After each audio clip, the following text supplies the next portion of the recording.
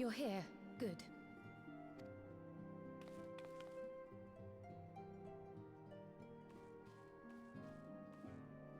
So, how are they?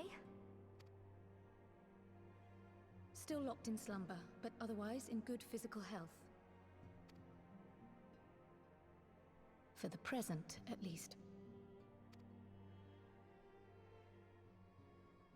For the present? Oh no, is something wrong with them? I'm afraid there may be. I summoned you after detecting faint signs of instability in Thancred's corporeal ether. But subsequent examinations suggested all 5 might be affected. And when I examined them just now, my fears were confirmed. Tellingly, the degree of instability varies between them. Thancred exhibits the most notable signs, followed by Y'shtola and Urianger. The twins' ether, meanwhile, remains relatively stable, but there is a change there too if one knows to look for it. Hold on. Isn't that the order they were called away in? Indeed. Which leads me to believe the instability will only increase with time. Though I can but speculate, I fear this may be a symptom of a weakening link between body and soul. By the gods! What happens if the link is broken? I cannot say for certain. This is all unknown territory to us. Yet whatever happens, it cannot be good.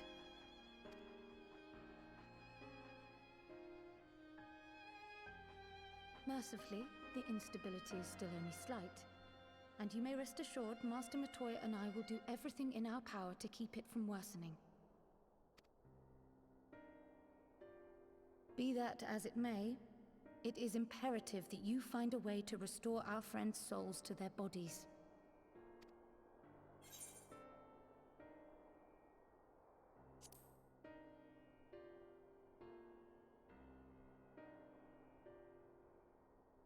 Thank you. But where's she even supposed to start? We had the greatest minds in the realm hunting high and low for an answer, and they ran out of places to look.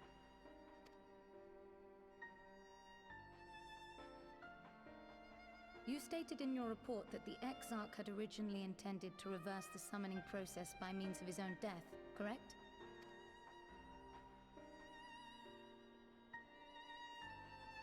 Raha always was a reckless young fool, ready to die for the first righteous cause that came along. His plan might well have worked, but I for one am glad he never had the opportunity to see it through. Even if it does mean our friends must remain stranded a while longer. There is another way, I am sure of it. And the key lies with him, with the Exarch. Pray return to the first and apprise him and the others of the situation. We, meanwhile, will do what we can from here. And, if the fates are kind, we will have good news to share upon your return.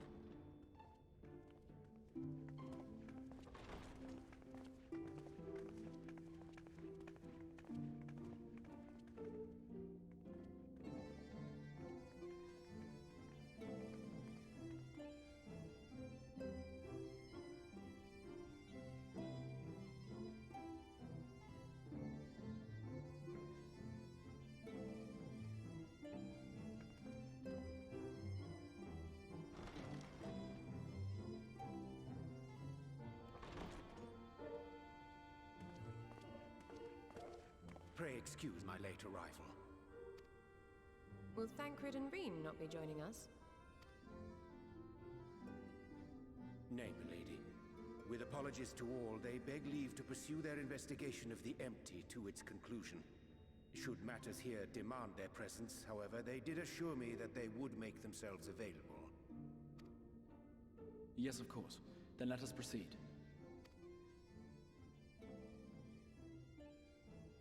I think it best that you begin by providing a summary of Mistress Kryle's findings.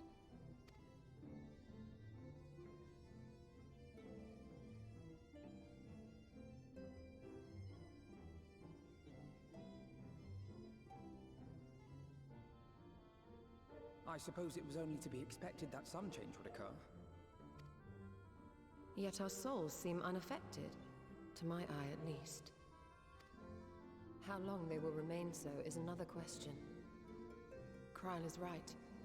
It is imperative we find a way to return to the source.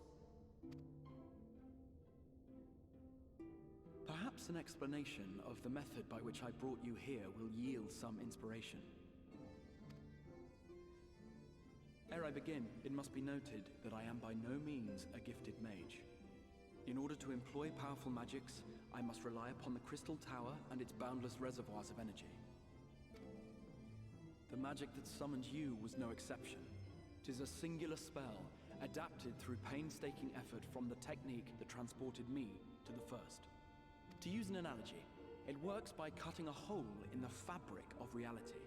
A hole tailored to the object of summoning, through which it and it alone may pass unscathed. Though I succeeded in creating said hole, I failed to latch onto my intended target. Instead of you, the spell found those close to you, and ended up summoning them in their incomplete state.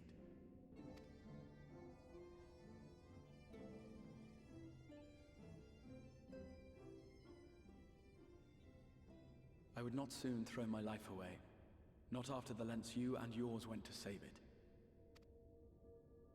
And so long as I breathe, I will spare no effort to see you safely home. But should all else fail, and your lives be at stake, there remains one sure method.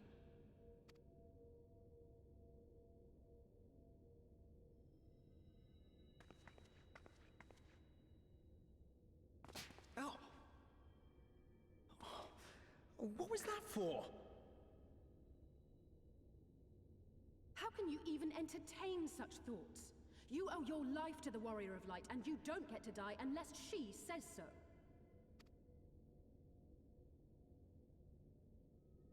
Your followers await your divine judgment. What did you just...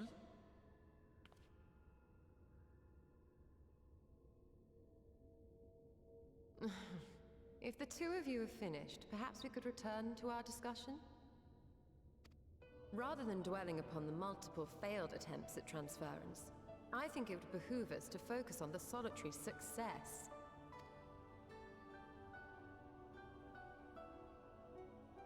I would draw your attention to the fact that our friend can travel between worlds possessed not only of her body and soul, but her personal effects besides. This is no different from the teleportation magics to which we are all accustomed. Magics that allow for the transportation of those inanimate objects one considers to be an extension of oneself. Are you suggesting that simply by considering us her possessions, she could carry our souls back to the source upon her person? Well, it would be nice if things were that simple for a change. But vague notions of ownership seem a rather tenuous thing to stake our lives on. So much as a moment of doubt on her part, and we'd be left floating in the rift. Milady hath the right of it. The requisite fixity of belief would be too much to ask even of our friend. Yet were we to immure our souls within an object in her possession, mayhap then our safe passage could be assured. White Auracite would, I believe, serve as a suitable vessel for this purpose. It was conceived to imprison the massy soul of an Ascian, and should house one of ours with relative ease. We would need only to ensure our soul's safe preservation inside the stone, and identify a means by which they might be transferred back onto our vacant bodies. Soul preservation and transference. I believe I know of someone who may be able to assist us. On the far shore of the source, there stands a great palace built by the elves. It was forsaken in the wake of the flood, but a certain Numo chose to make their home there soon after. Though they have long lived as a recluse, they once occupied a place of honor in Verbert's royal court, and it is said that none in all of Norvrand is more knowledgeable than they on matters of the soul. Well, I've no objection to seeking a helping hand, but if they've gone to such lengths to hide themselves away from the world, what makes you think they'd be willing to lend us one? A worthy question. Years ago, I myself tried and failed to solicit their cooperation in the battle against the Sin Eaters. No sooner had I begun to make my plea than they unleashed a swarm of their familiars upon me. Unlike me, however, you have curried favor with the Faefolk. By that merit alone, I am hopeful that they would grant you an audience. They may still be inclined to turn you away, of course, but if their knowledge might feasibly facilitate your return home, we have to try.